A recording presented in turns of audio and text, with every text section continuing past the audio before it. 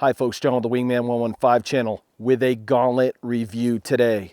Now I know it's been a while since I posted a gauntlet review. It's been a crazy spring. Just can't believe how crazy it's been. But I'm out here today and we're doing a review on an Ontario Knife Works blade. This one is called the Vulpine. Now, as you know, I always like to do a quick tabletop specs rundown. So we're going to cut away real quick. We'll do that. Then we'll get out to doing some testing on this blade. And as usual, I'll come back with some final thoughts. Come along, folks. It's going to be a fun day.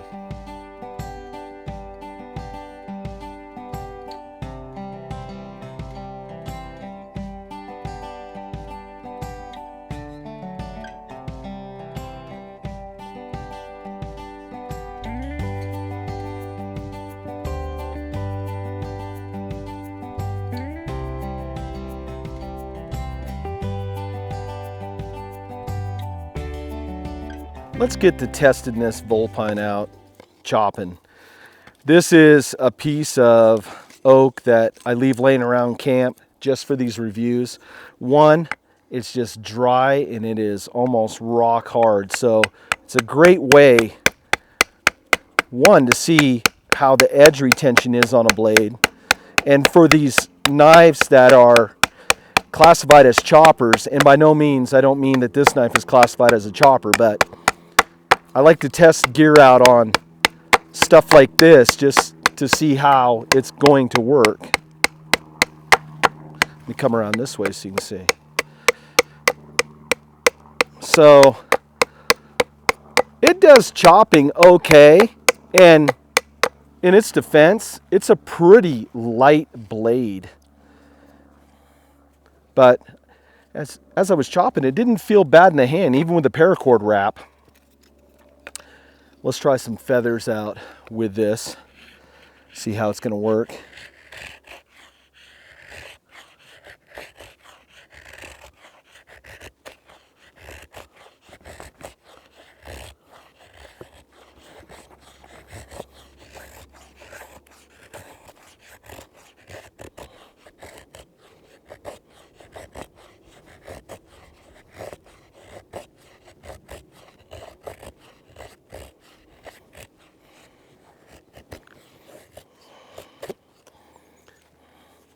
As far as the grip for doing feather sticks,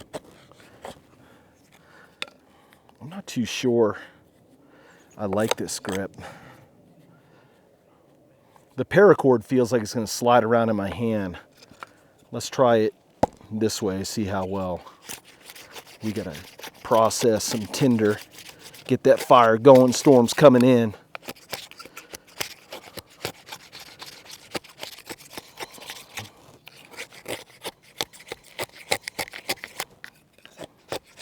So just finding that sweet spot on this blade.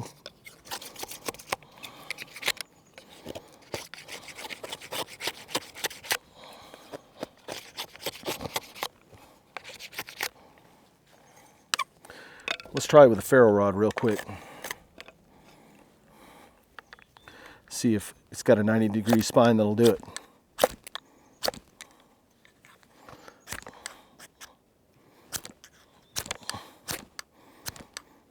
It does, but you might need to take a sander a little bit to that coating. I think that coating, there we go.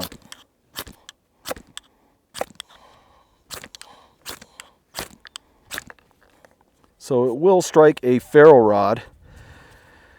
Let's try it processing some pine cones here real quick. They say everything's big in Texas, but I don't know. These pine cones here in California are pretty good size. And I put gloves on because they're sharp as heck.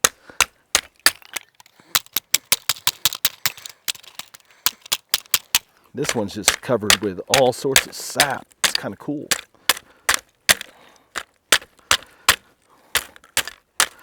But it's sharp.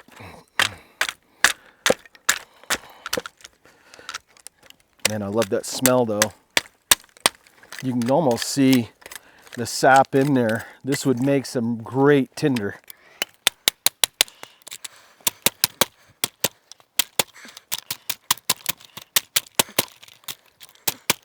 pommel of this blade works really well. This is a pretty fairly green pine cone with a lot of fresh sap on it.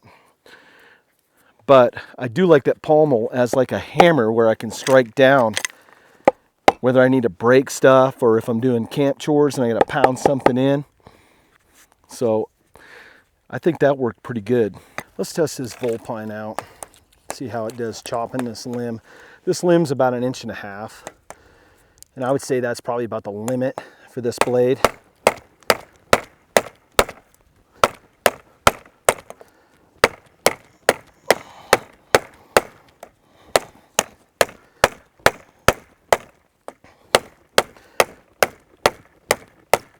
I can tell you right now,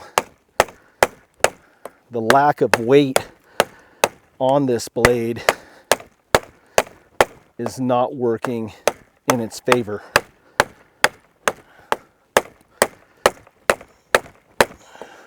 I mean, that, and I'm just feeling hand fatigue in my forearm because my hand, obviously, this paracord's slick, but my hand's sliding down and it's just riding hard. And that's just an abrupt, sharp piece right there, riding right on my pinky. And I don't want to be wimpy, but it's starting to hurt. Let's try in like a back seat grip on this. No, I can't seem to find a sweet spot on this.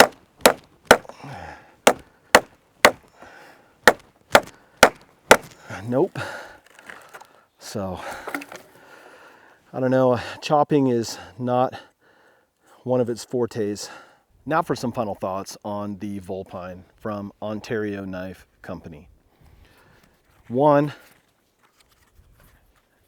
I have to give the sheath a fail. Now I know the sheaths don't make everything, but come on guys. Just ballistic nylon with some sort of cheesy welt in there. It fits, good interference fit, but it just right off the bat, just out of the box when I was gonna review it, it just looked cheap. I mean, you could have spared just a little bit more money on that. With that said, let me set that down over there. Let's talk about this blade. If you're looking for a blade to come out here and do woods projects, this is not the blade for you. Obviously, it doesn't chop. I immediately started getting forearm fatigue because the way the grip is and this 90-degree on the pommel just bit into my pinky finger and my ring finger when I slid back to that back seat grip. It did marginally well doing feather sticks, but I see the use of this knife either being a truck knife or a boat knife. You're hunting, you're fishing, it's a backup blade, you got it in your tackle box, you got it in your backpack. But if I had to give a rating on this blade, and we don't do that in the Gauntlet, we either give it a thumbs up or a thumbs down, I would have to give this a thumbs down. It just doesn't suit me. Now, there's a buyer out there for everything. There is, but I just show you how folks want to see this blade being used, and you can make your opinion based off that. But if I had to go out and purchase this blade, I would not do that. I would be seriously disappointed in this blade. First thing I would do is I would maybe make some handles or a different paracord wrap, one that didn't allow my hand to slide back and forth. But with that said, fail, thumbs down, Katie bar the door, save your hard-earned money. You can follow along on these knife reviews at www.thegauntlet.tv. It lists all the reviews on this blade and also all the other projects that we've done in the Gauntlet. And with that said, I thank you for watching, and I'll see you on the next video. Now get outside and whittle on some sticks, folks. Take care. Have a great day.